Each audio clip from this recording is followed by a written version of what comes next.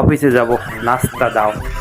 আজকে অনেক দেরি হয়ে গেছে, খাওয়া দাওয়া করে তাড়াতাড়ি যেতে হবে, অনেক দ্রুত খেতে হবে।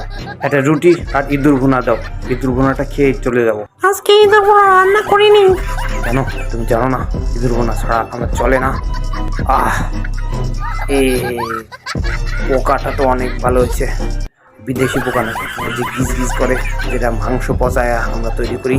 পাতা দাও, পাতা দাও, পাতার সাথে মিশায় খাইতে সেই মজা। ভ্যাটের পাতা, কচুর পাতা, মান পাতা, আরে টেস্ট, ওরে মজা রে।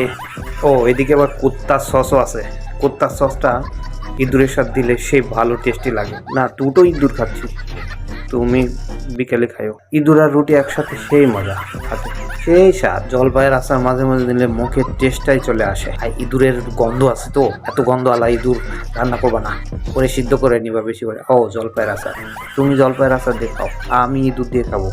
ইঁদুর আমার ফেভারিট, ইঁদুর ছাড়া আমার চলেই না।